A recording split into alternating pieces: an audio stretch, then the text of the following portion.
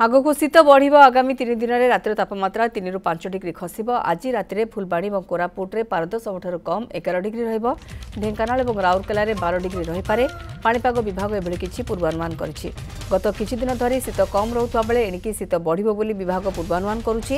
पाणीपाग विभागर आकलन कहूछि 1 तारिख में कोरापुट और फुलबाणी में रातिर तापमात्रा 10 डिग्री रहिबो। राउरकेला और झारसुगुड़ा 12 डिग्री, बलांगीर, नुआपड़ा, केन्द्रापड़ा, जगतसिंहपुर, खोर्धारे पारद 13 डिग्री रहिबो।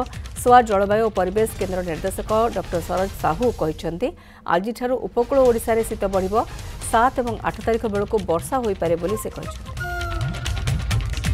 कुहुड़ी जो हेची लुक को लुक देखा जाउनु गाड़ी गले मध्य लाइट जळेबा पड़ुची माने सामना रे थिबा लोक मध्य आमे देखिबा न जदी गाड़ी रे लाइट लगा न जाए ताहले एक्सीडेंट हेबार मध्य असुविधा अच्छी जो कौड़ी होची से भगवान को जना आखि कर अंधार जो अंधार हम साइकिल जाऊ तो आखि दुसुनी गाड़ी गुड़ा केमती जीव आज्ञा एबे देखे बड़ फॉर्मार पड़ जाए बारटा हो गला गाड़ी गुड़ा जीवा लोक हो बड़ बाद हम साइकिल रे जाई पारन आज्ञा लाइट लगे जीवार अच्छी कौन पाए आज्ञा जो कौड़ी पड़ची कौड़ी जा कोना दुसुनी आखि दुसुनी साइकिल रे आमे जाऊ तो सब बेले बिल बाड़ को आखि दुसुनी आखि करबा आज्ञा।